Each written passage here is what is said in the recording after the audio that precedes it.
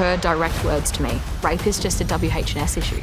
She said it happens to everybody. Serving in silence no more. If you spoke up about it, what would happen? You lose your career. Women in our military. Is there a cover-up? They burned me. Alleged decades of shocking sexual abuse from male colleagues. Once he was charged, was he removed? No. Suspended? No. Kept on base? Yes. And demand the top brass finally take action. It's abhorrent. It is completely unacceptable. That's next on 60 Minutes. For far too long, senior leaders in the Australian military have been derelict in their duty to adequately combat a massive problem, the enemies within. I'm talking about men who for years have perpetrated and in many cases gotten away with sexual crimes against their female colleagues. Tonight, current and former servicewomen say they refuse to suffer in silence any longer. They want Australia to know the full extent of the mistreatment and misogyny they've been forced to endure to serve their country. This joint 60 Minutes Age and Sydney Morning Herald investigation is a truth bomb for the Defence Force's top brass. Hopefully, they'll watch this, learn something, and act decisively.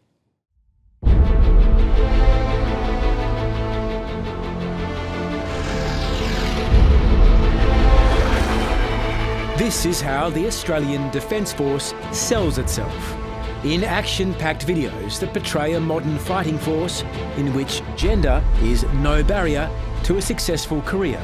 It's really good to see a lot of females coming through, and of course they're just treated the same as everybody else. But tragically, for all too many, that sales pitch couldn't be further from the truth. Tonight, predators in the ranks, the epidemic of sexual violence that is shaming our military. For the first time, 3 courageous ex-servicewomen speak out. When it comes down to it, was your career destroyed because you alleged you'd been raped? Yes. Former Flight Lieutenant Jordan Gray. Some years have passed, you sit here still today. It's burning, it's hurting? Absolutely. Yep, absolutely. Hurts every day. Former airwoman Julia Delaforce. He grabbed my wrist and I saw he had a machete in his hand. If you didn't get out, what was your fear? That he was going to rape me. That was my fear. And former Iraq and Afghanistan veteran Major Donna Manton. Did you feel like the system, the military justice system, was on your side or his? No, as I was told by a lawyer, I'm just a witness. Oh, hang on, you're the victim. No, I'm just a witness. These women's shocking stories reveal a rotten, decades-long culture of secrecy and protection, enabling devastating sexual crimes, despite inquiry after inquiry, promise after promise. It's a national scandal that experts insist must be treated as a priority. It's abhorrent. It is completely unacceptable. You're saying there's a chance it's getting worse? Yes, I would say that what the data indicates is it is a lot worse. So, what does the top brass intend to do about it? We have failed people, and I am incredibly sorry. I'm sorry we weren't there when you needed us. To this day, Jordan Gray still grapples with the trauma she endured in the Royal Australian Air Force. An ambitious young officer, her dream job came to a devastating end in 2023, after just 7.5 years in uniform. Like many of the best and brightest in the Australian military, her story begins with a 3-year stint at ADFA, the Australian Defence Force Academy in Canberra. Early days, what were they like? They were fantastic, yeah. It was everything that I ever dreamed of. For me, it felt like it was my calling. It felt like where I wanted to be. So I never envisaged a life where I wouldn't be in the Air Force.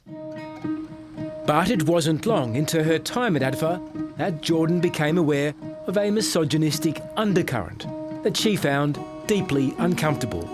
Female recruits were slut-shamed and belittled, and sometimes much worse. During my time there were multiple high-level cases of sexual assault that were experienced, some that I was adjacent to. So they were definitely there, and we knew it was a very real threat. It sounds really disturbing that you say at a place where The best and brightest, the officers are getting trained, you might be sexually assaulted. We knew it was a very real possibility, but for a lot of us, we just didn't think it was ever going to happen to us. The unthinkable was to happen to Jordan, far from the academy, 18 months into a posting at the remote RAAF base Tyndall at Katherine in the Northern Territory. It was a Saturday night in June 2020, and Jordan had joined friends at a housewarming party being held in the residential section of the base. As the alcohol flowed, the stresses of a busy week were soon forgotten. Like any young other person and like everyone else was at the party, I got quite drunk. But there is a point in the night where I don't remember going forward. 11 p.m. you black out. Yes. You come to 7 a.m. What do you see? I'm in my room in the living-in accommodation, but the first thing I notice is that I'm incredibly cold. And in that moment, I notice that I am in just a severe amount of pain. And as I look around the room, I notice that I'm completely undressed and I'm naked in my bed. And as I go to roll over in the bed, that's when I discover that there's someone in the bed with me who is also naked. Who's next to you? My perpetrator, my alleged perpetrator. Did you know him? I knew of him. We weren't friends. We'd never spoken. And yet here he is naked next to you. Yes. I could not get out of that room fast enough. I got up and went straight for the shower. And it was when I got in that bathroom that I realised that I was covered in bruises and scratches, particularly all down my legs and in my lower back. But the first thing I did was I got in the shower because I just felt disgusting and I couldn't explain why. But yeah, that was the first thing I did. Police later told Jordan her decision to take a shower was a mistake, compromising evidence. After alerting her housemates and calling her dad in tears, she was taken to nearby Katherine Hospital. Do you remember ever using the words, "I've been raped"? No, I did not use those words because I don't think I wanted to admit it. Why not? I think part of me was just scared. You say you struggled to understand what had happened. When did you understand what had happened and what did that mean? I think the first time I properly understood was when the sexual assault specialist arrived at Katherine Hospital and she asked me to describe the pain that I was feeling intimately when she did my rape kit exam. That was probably the first time I realised that non-consensual sex had occurred. Once Jordan had been examined, under mandatory reporting rules, hospital staff alerted the police. Without any choice in the matter, a criminal investigation was suddenly underway. What followed was a litany of poor decisions by base commanders. Astonishingly, the alleged perpetrator was allowed to remain at Tyndall even after rape charges were laid. Freedom of movement restrictions meant to prevent him coming within 50 metres of his accuser were little more than window dressing. Were you fearful of him? Absolutely. Absolutely. What were you scared of? Him just being there, turning up. Like in the months that followed me making that allegation and going forward to the police, I ran into him on multiple occasions. He broke those freedom of movement instructions. And so it felt like nothing was going to stop that. Why didn't those up the chain of command make sure your accused rapist wasn't in touch with you on base? I honestly don't know. Once he was charged, was he removed? No. Suspended? No. Was he supported? Yes. Were you supported? No. What do you mean? I felt like I was given really no autonomy. I had no ability to make my own decisions. He was supported at every turn. His boss gave him what he wanted. That sense of powerlessness is a common theme among servicewomen who find themselves caught up in sexual violence allegations. I mean, these are women whose lives are shattered, whose dream career it has been shattered. What becomes really clear to those women really quickly is that they have no power in these situations. They're actually really vulnerable and they remain vulnerable, and that duty of care is not really taken seriously enough.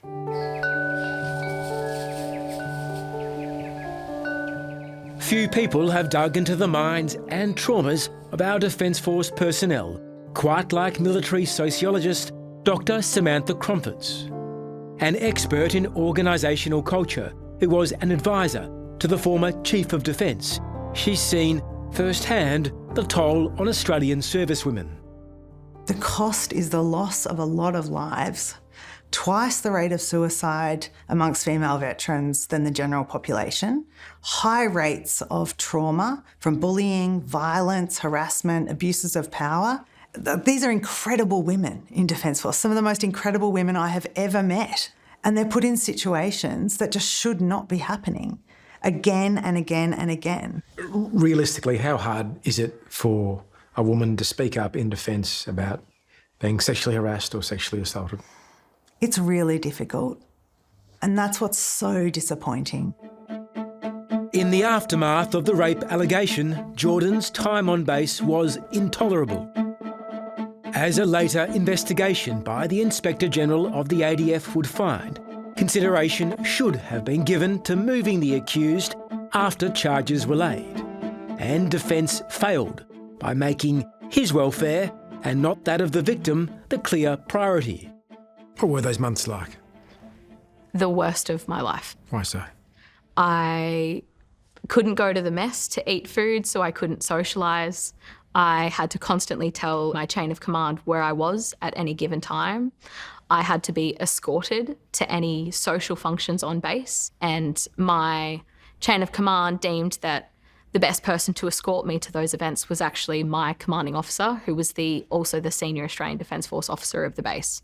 So wherever I went, he went at those social events, and it was very evident to everybody that something was happening, because I had to be escorted and walked home by my commanding officer. Did you feel like an alleged victim or just a big problem? I just felt like a problem. It came to a point a few months after the incident where my CO, my commanding officer, said, look, it's really no longer viable for you to be here. Would you consider posting? Why didn't they post your accused rapist? I asked that exact same question, and still to this day, there's no answer been given. What do you think the answer is? That they were protecting him, that he was given what he wanted, that he was given the presumption of innocence and just retained on base.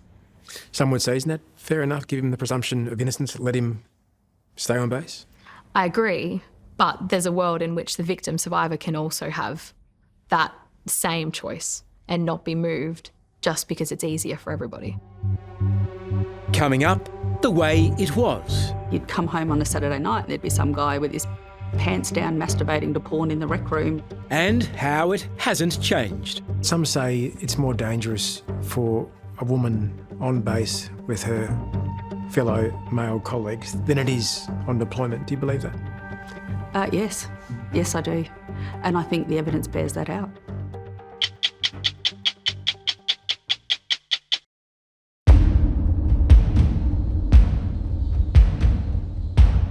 From Iraq and Afghanistan to serving with Special Operations Command, Donna Manton's 30-year service career has seen her work with the very best of the ADF. The former Army Major has also experienced the very worst. Donna is living proof that rank is no barrier to the scourge of sexual violence in our military.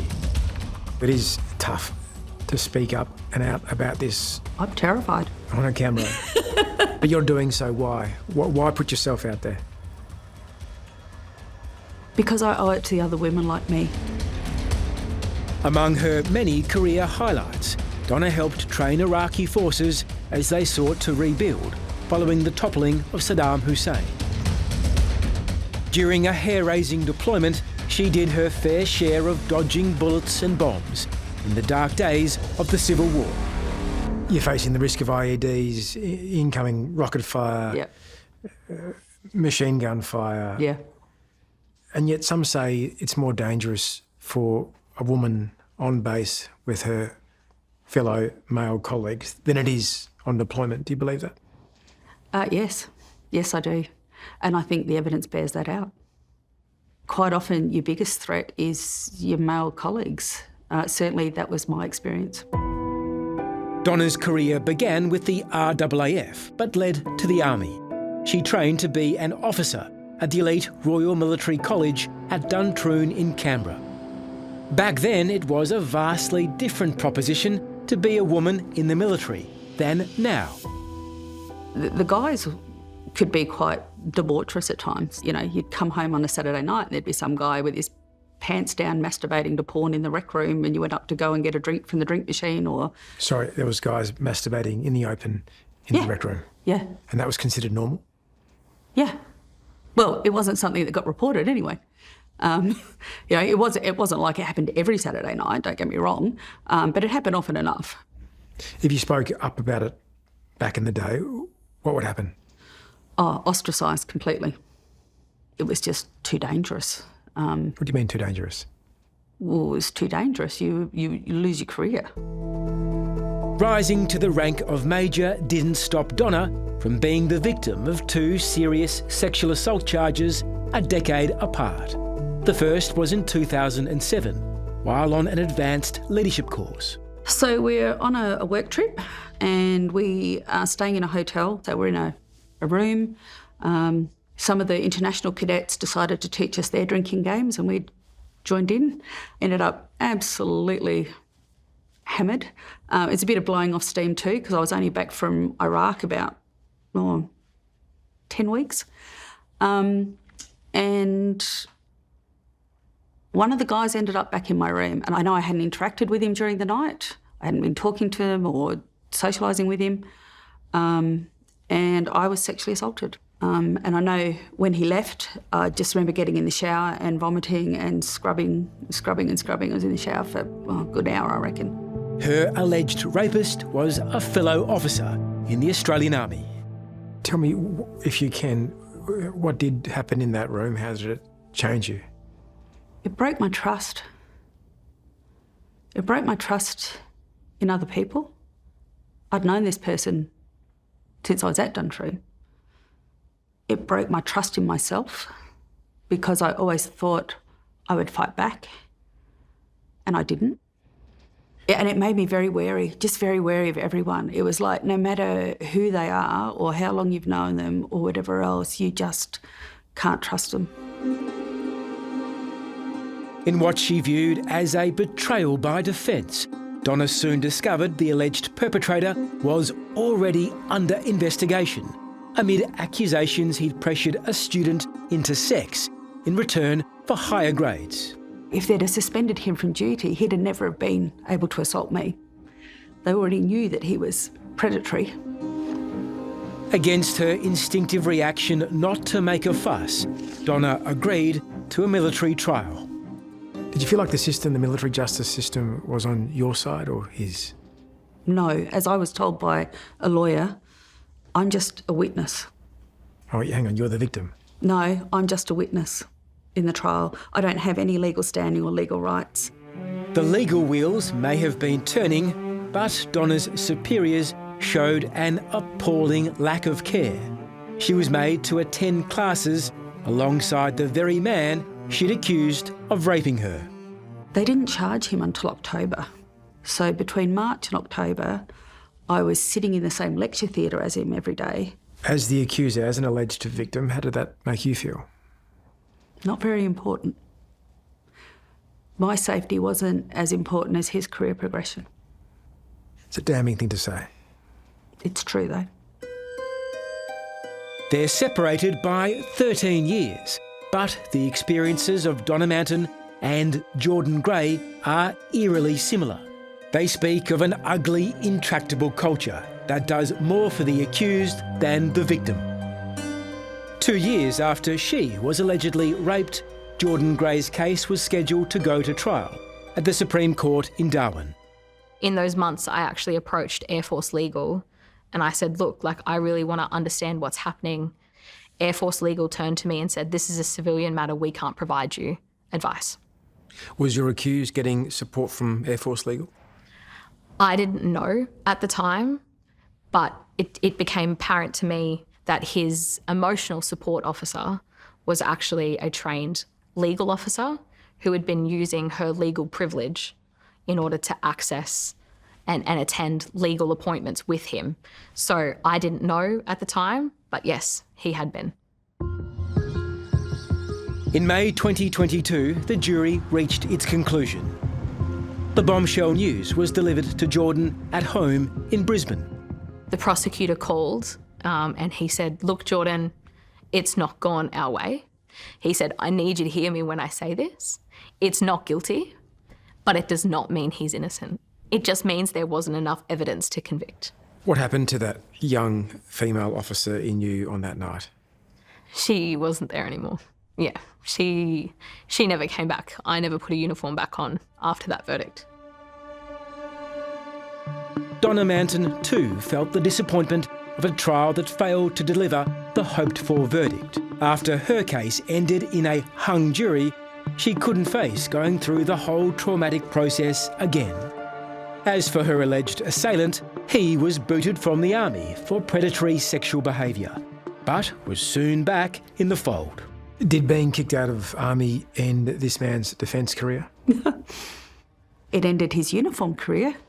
He walked straight back into Army headquarters as a contractor. And I said, well, hang on, this man's been kicked out of the military because he is a risk in the workplace. How can you let him walk back into the same workplace without his uniform on? That doesn't lessen the risk. He's still just as risky. Oh, no, sorry, we can't do anything. That's, military stuff. It doesn't translate. Fast forward to 2022, and Donna was stunned to read how a high-flying defence contractor had been charged with multiple counts of rape against a woman he'd met on a dating website. It was the same man she'd taken to trial back in 2007. The fresh rape case was ultimately dropped, but to Donna's anger, no one in the civilian world, including his former employer Deloitte, knew of his sordid army past, because his earlier charges of sexual predation had been dealt with by the secretive military justice system. I was furious because the military records aren't shared with civil jurisdictions, and likewise, civil jurisdiction doesn't share with the military. So if he's been charged in the army with these sorts of sexual behaviours and predatory behaviours, he goes out into the civilian world, clean slate. Coming up, history repeating, this time by a superior. And he had his hands on my breasts and was dry humping me from behind in front of everyone. And a terrifying threat by a colleague wielding a machete. He grabbed my wrist. He said, "How about you give me a blowjob?"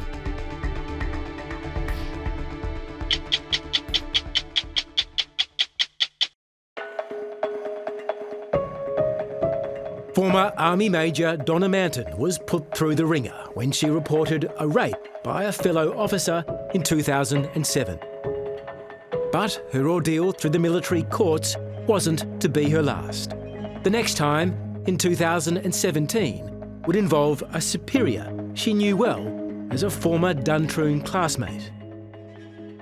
We were actually at a Duntroon reunion, and he was very, very drunk. And 1 minute I was taking a photo of him with one of the other guys. The next minute he was behind me and he had his hands on my breasts and was dry humping me from behind in front of everyone. This is a full colonel? Full colonel. In the Special Forces Operation Command? Yep. In public? Yep. What the hell does that say about culture? I was like in my, I think 46, 47. And I remember saying to one of my best friends was there with me, and I just said, what am I doing wrong? When does this stop? When can I go out for a drink with guys that I've known for 25, 30 years and not have to worry about being assaulted? This is just ridiculous. When does it stop? When you stop going out, it seems. I was just appalled. But the other realisation that I found really, really, really despairing was that I was so relieved that he'd done it in front of other people, because this time I'd be believed. So it was better for me that my humiliation was public, because I'd be believed. That was my first thought. That says it all, doesn't it? Last year's landmark Defence Suicide Royal Commission was scathing of a system that provides cover for rapists and harassers. It's why many women in the ADF fear the trauma from sexual violence more than combat. It's clear that after decades of damning inquiries, defence leaders and successive governments have catastrophically failed to combat the epidemic of sexual violence. Is this good enough? It's not good enough. It's abhorrent. It is completely unacceptable.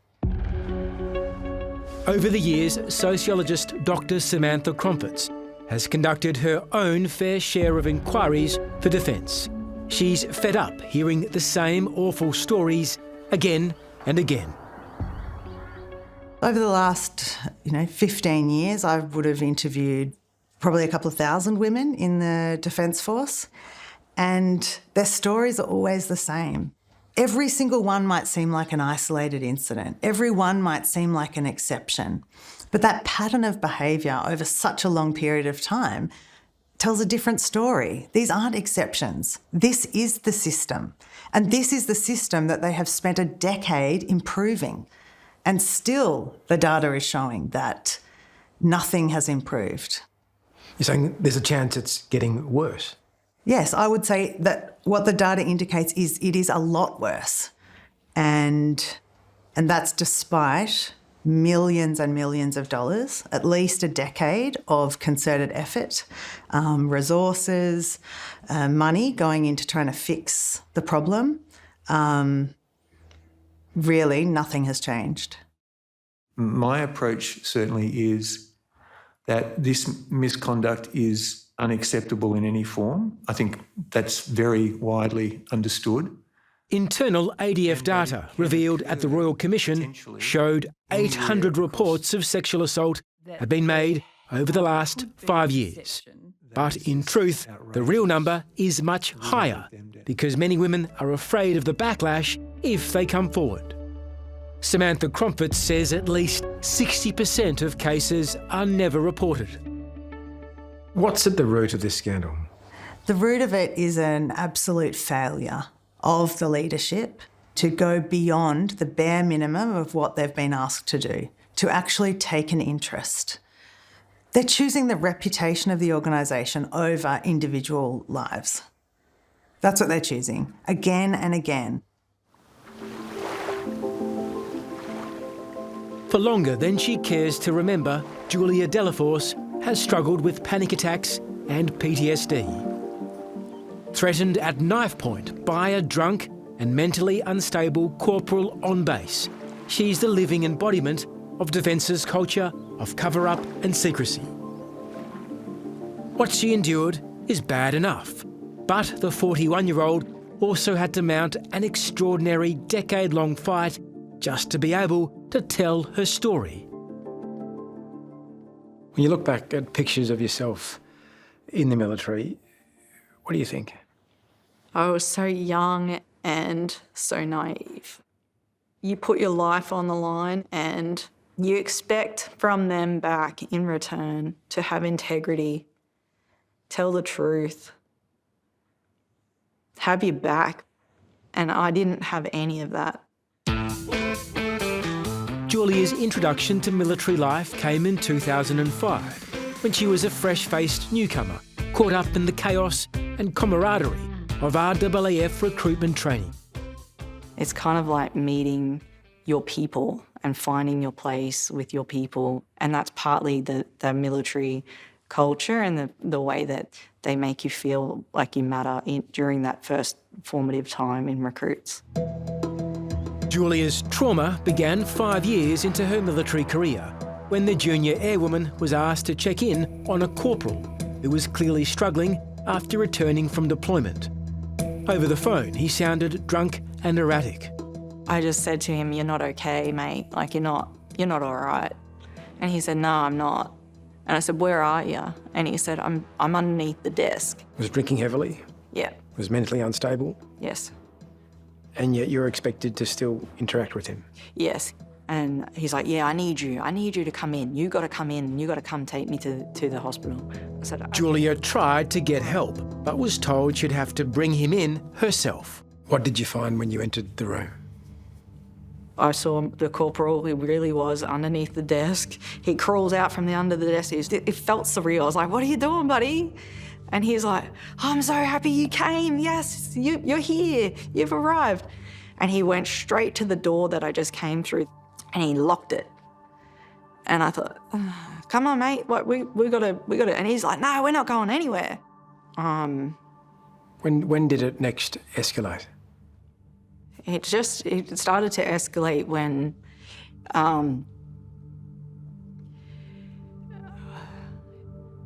he grabbed my wrist.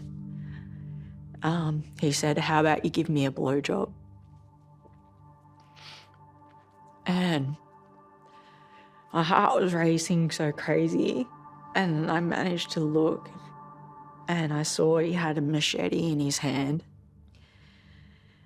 And right then, there was a knock at the door. And then he just looked at me and he went, don't you say nothing. Don't move. The whole time I'm thinking, this is surreal. I got to get out of here. I'm going to take this moment to leave. I have to get out of this room. The corporal answered the door and Julia took her chance. And I ran through that middle door. I just bolted. If you didn't get out, what was your fear? That he was going to rape me. That was my fear. But as you'll see, her ordeal wasn't over. They said, Julia, can you drive him home? Sorry, your commanding officers asked you to drive your perpetrator home. Yes.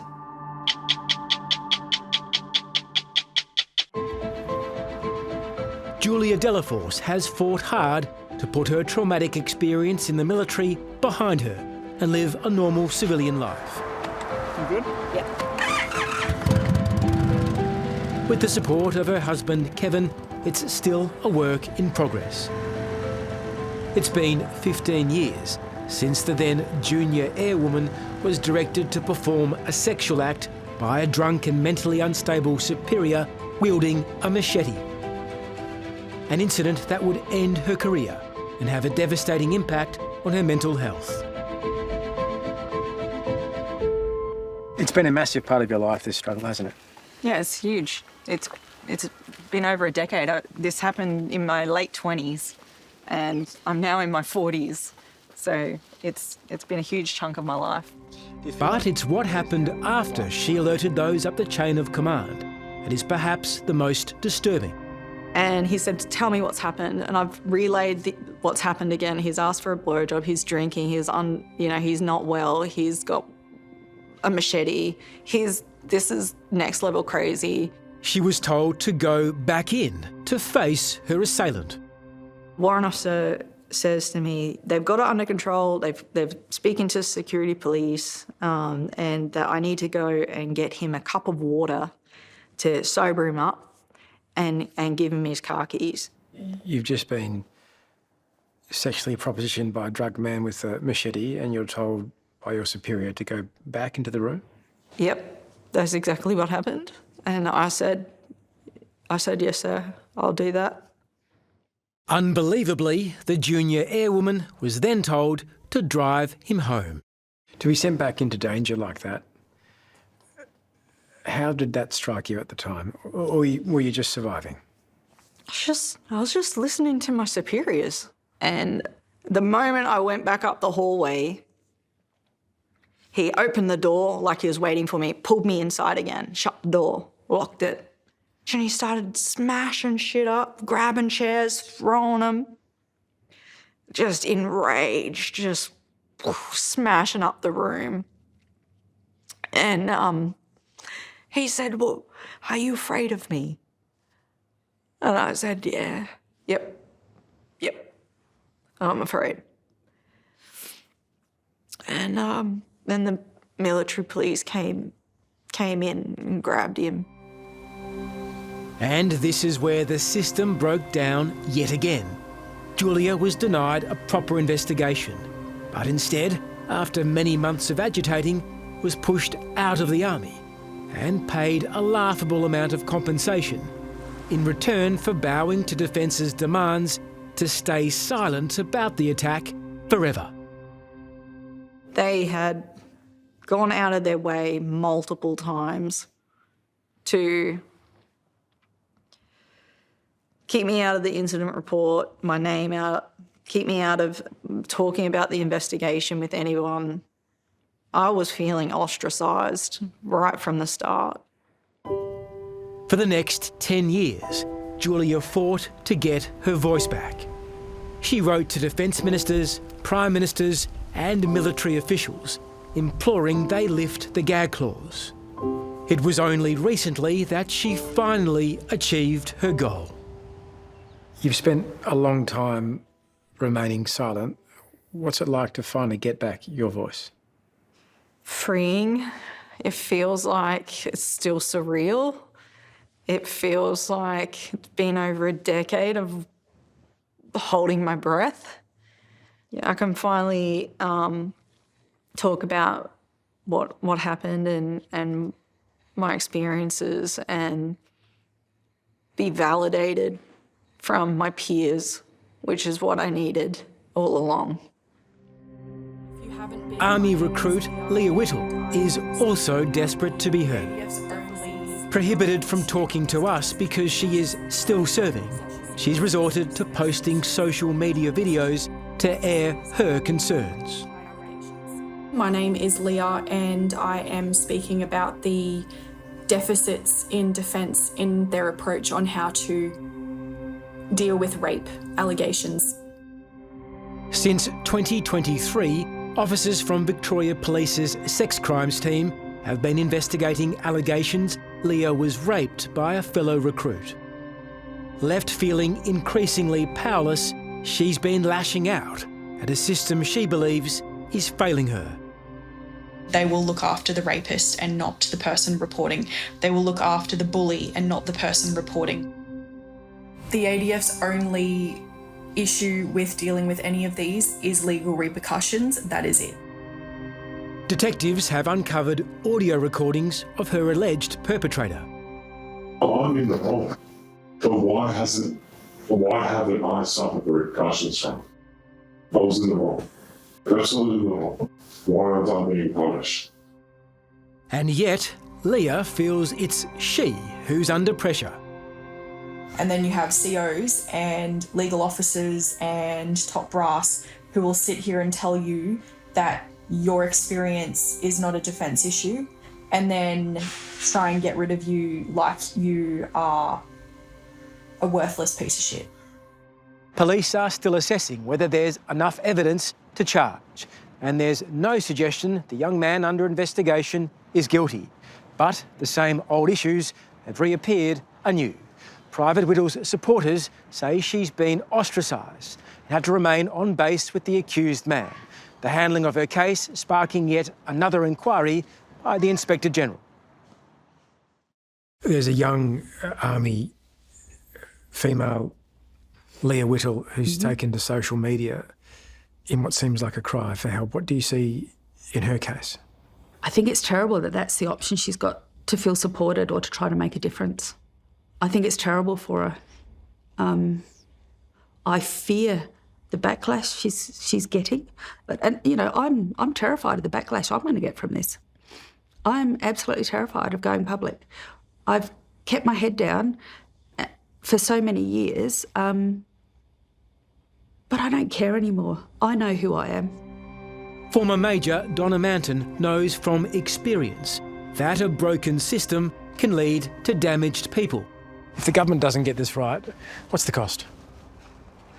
The cost is lives. It's people's lives, their livelihoods, but it's also a capability issue for Defence. Defence is very much about teamwork. If you can't trust your team members, male or female, that capability's gone. And so it really is a capability issue for Defence. They're losing good people. In Donna's case, she stubbornly refused to quit, even though she was the victim of 2 sexual assaults prosecuted by the military courts. The first, the trial of a colleague accused of raping her, ended with a hung jury. The second, an indecent assault committed by a high-ranking officer in full view of a room full of people, saw him kicked out of the army. He was found guilty? He's found guilty, and then the Director of Military Prosecutions turned me back an hour or two later and said he's been dismissed from the Defence Force. And I cried. I cried. And I felt such relief. But the impact of both cases has had a profound effect that lingers even now. I've always prided myself on my strength and my resilience, but this is the reality. This is what it does to strong people. I'm not weak. I've never been weak. I'm actually very resilient. But it's overwhelmed my resilience, and it still does. General, we've heard stories from 3 women who've endured horrific treatment compounded by systemic failure. What do you say to them and women like them? I say to them, I'm really sorry. I'm sorry we weren't there when you needed us.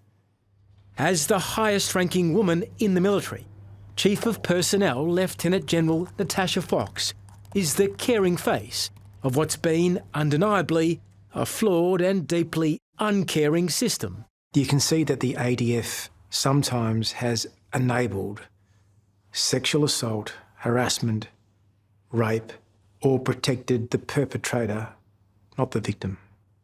I know the Australian Defence Force has failed quite a few people, and I am incredibly sorry that that has happened, but I am so committed, as are my colleagues, to making it right, to listen to the stories, to actually learn and make a difference. The General insists last year's Royal Commission into Defence and Veteran Suicide was the brutal wake-up call the military needed, and one that's seen a concerted effort by the top brass to start to put things right.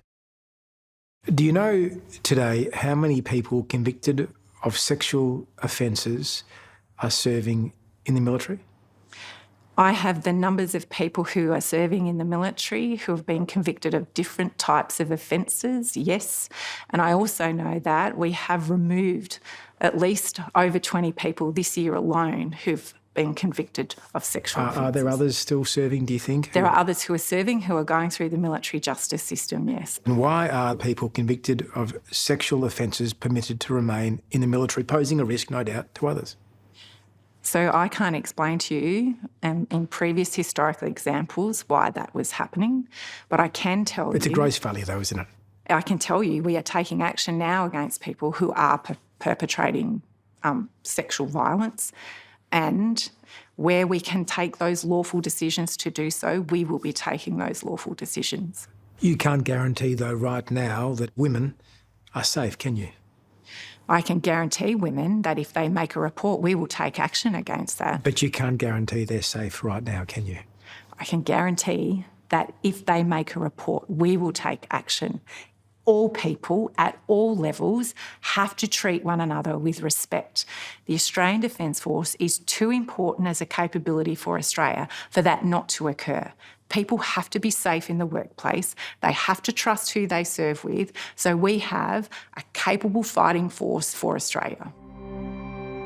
Coming up, a mountain to climb. I had a senior female officer tell me, Jordan, rape is just a WH&S issue. She said it happens to everybody.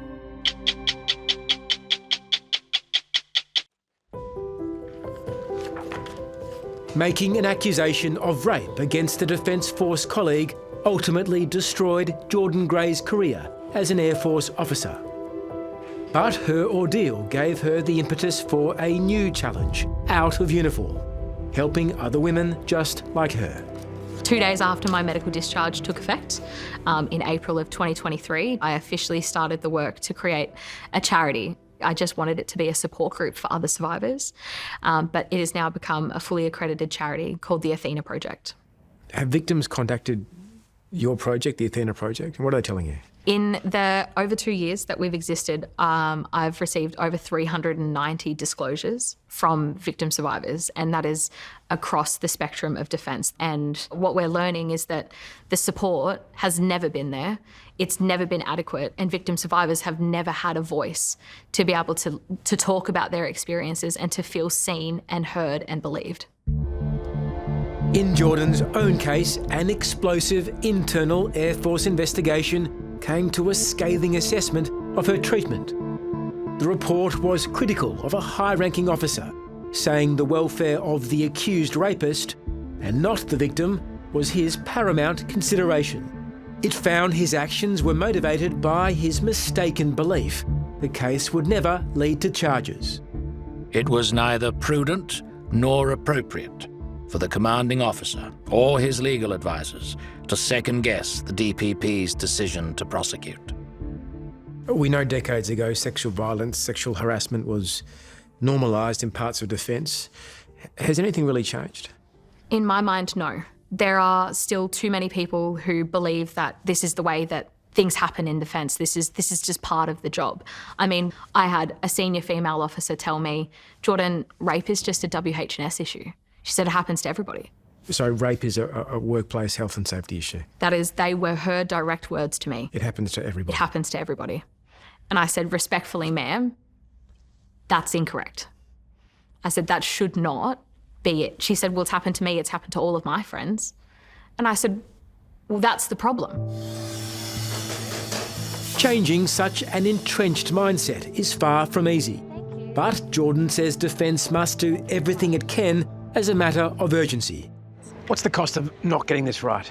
We will lose more people, we will lose women, we will lose lives, and we will see a system where defence continues to not have an ability to recruit people because it does not have a safe membership base. Men and women are doing exactly the same things. We get paid the same, we all live in the same area, there's no differences, we're all treated equally. When you see those ads on TV, you see everyone looking happy, but the reality behind that is there's no support should anything happen to those women in real time. And we know that there are survivors still experiencing the misadministration of the Defence Force, who are still experiencing harm at the hands of perpetrators, and it's just not happening quick enough. There are things that the Defence Force can be doing right now, but they're simply not acting on it. With deep respect for what it means to serve their country, it's taken great courage to come forward. It's got to change. You cannot keep treating people who have had military sexual trauma the way you are now. It's not good enough. But these three former servicewomen are speaking up because they want to make a difference, to once again do their part. I'll sing it from the rooftops if I have to, and definitely continue advocating for change. To fight to break the chains of what they say is a decades-old military culture, one that continues to damage lives and hold our Defence Force back. How many more stories of sexual assault, of rape of young women do we need to hear until there's change? I would really hope we don't need to hear any more, but I know in reality that it's going to take many more voices as a chorus of people coming forward to be able to really paint the picture for defence, because they need to hear us, and they need to hear us loudly, because we need to make them uncomfortable, because change needs to happen.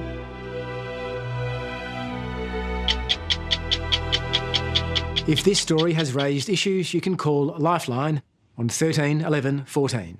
For current service personnel, veterans and their families, 24-hour crisis support is available at Open Arms on 1800 011 046.